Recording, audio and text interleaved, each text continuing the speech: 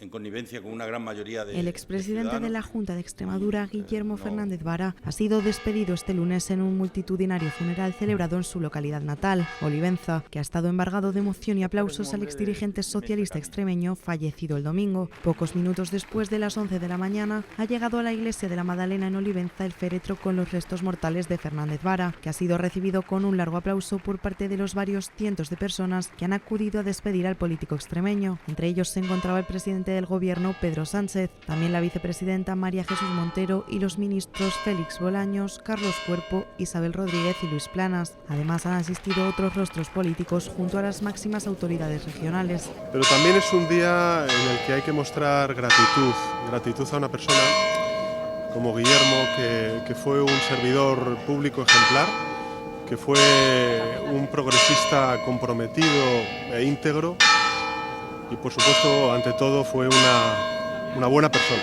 El funeral ha estado presidido por el arzobispo de Mérida Badajoz y finalmente los coches fúnebres se han dirigido al cementerio municipal, donde se le ha dado sepultura a Guillermo Fernández Vara en la intimidad. El gobierno extremeño declaró el pasado domingo 3 días de luto oficial.